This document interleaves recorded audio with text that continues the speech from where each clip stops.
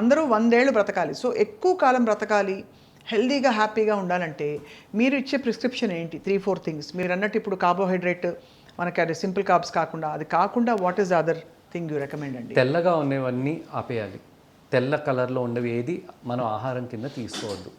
Okay, అంటే maida, sugar, white rice, salt, milk. తెల్లగా ఉండేది ఏదైనా సరే, sugar, maida, white rice, salt and milk. తెల్లగా ఉండేవన్నీ కూడానా? మిల్క్ కూడా రకరకాల, చాలా మందికి పడదండి. మనం మిల్క్ అనుకుంటాం కానీ ఇట్ ఇస్ ఫ్రమ్ అవే. మన చిన్నప్పుడు కల్తీ లేని మంచి మిల్క్ అనేది వచ్చేది. ఇప్పుడు ప్రతి దాంట్లో ఆ మిల్క్ అనేది ఎలా ఉంటుందో ఏంటో దాంతో. ఇప్పుడు నేను మిల్క్ ఆపేగానే యూ వోంట్ బిలీవ్ ఎంతమంది ఇంప్రూవ్ అవుతారు. ఇమ్మీడియట్గా పేషెంట్స్ ఇంప్రూవ్, ఎసిడిటీ ఇంప్రూవ్ అవుద్ది, ఎలర్జీస్ ఇంప్రూవ్ అవుతాయి, వాళ్ళ ఎలర్జిక్ ప్యానల్ చూస్తే ఇంప్రూవ్ అయిపోతుంది. మిల్క్లో protein, whey protein also included. Whey protein is again different completely. ఇది సో ఎవరికైతే మిల్క్ లాంటివి పడవో వాళ్ళకి వే ప్రోటీన్ కూడా వాళ్ళకి అంత పడదు.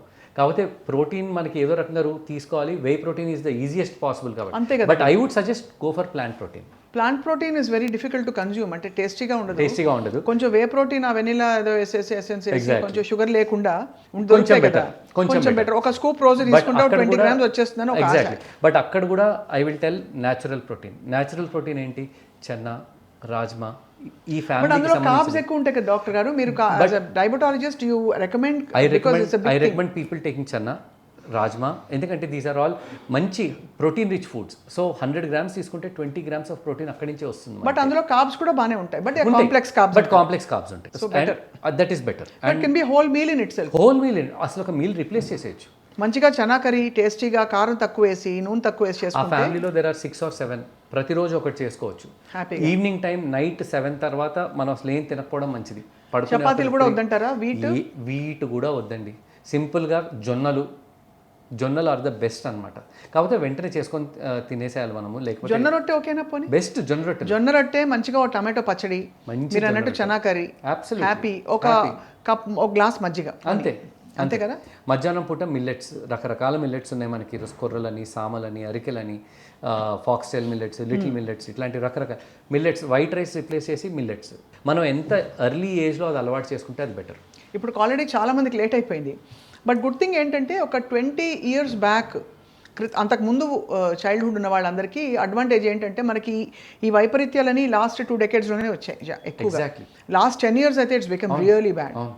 సో ఇవి కాకుండా ఎక్సర్సైజ్, అందరూ everybody talks about 10,000 steps a day. Everybody talks about HRT అని, ఇంకోటి వాట్ ఎవర్ దాన్ని ఏమంటారు, high resistance training. Exactly. What is the best form of exercise doctor? It is always a combination of cardio with strength training. So there has been a very recent study అండి.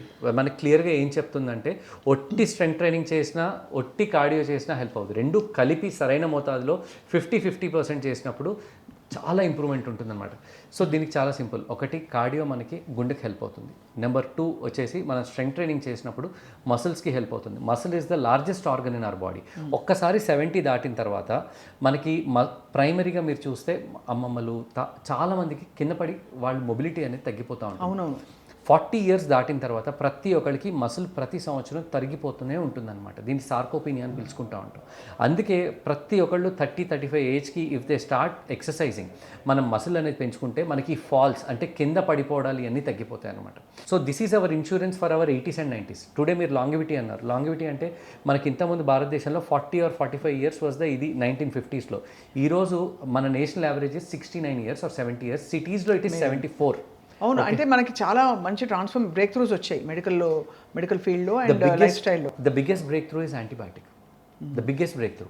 Because చిన్నప్పుడు మన తాతలు వాళ్ళ age టైంలో pneumonia వచ్చి చనిపోయేవాళ్ళు. Antibiotics ఉండేవి. కానీ ఈ రోజుల్లో we have the best of antibiotics. But India is misusing antibiotics. జలుబు చేస్తే మెడికల్ షాప్కి వెళ్ళి ఎజిత్రోమైసిన్ ట్యాబ్లెట్ నా దగ్గరకు వచ్చే 100లో 99 మంది పేషెంట్స్ వేసుకుంటారు. అంటే ఒక్కపొడిలో అయిపోయిందండి అది.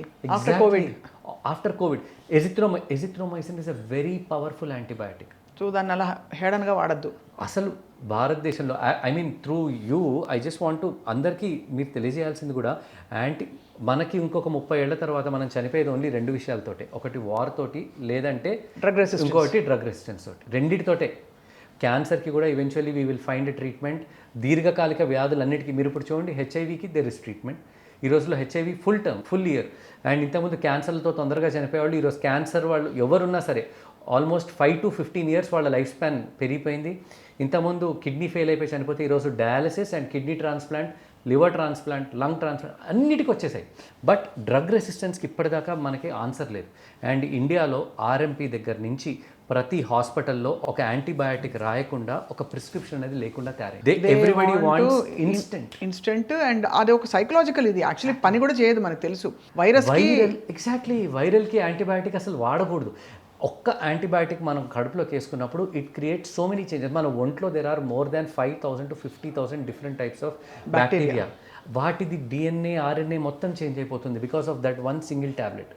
సో అవసరం ఉన్నప్పుడు 5 రోజులు వాడాలి, అవసరం ఉంటే 20 రోజులు వాడాలి. బట్ అవసరం లేనప్పుడు ఒక్క ట్యాబ్లెట్ కూడా వేసుకోకూడదు. Antibiotics are generations biggest problem. అది. So people have to concentrate on that. చాలా చాలా మంచి పాయింట్ చెప్పారు డాక్టర్ గారు. ఐ థింక్ ఇట్ షోస్ మీరు ఎన్ని సంవత్సరాల ఎక్స్పీరియన్స్ అంటే, మీరు ఉన్న అపారమైన ఎక్స్పీరియన్స్తో పాటు you are fully involved in your field and in your profession and your service. That's wonderful. అందులో బసవతారకంలో అంత ఎక్స్ట్రీమ్ కేసెస్ చూశారు కాబట్టి ఆ హ్యూమన్ టచ్ మీలో కనిపిస్తోంది డాక్టర్ గారు.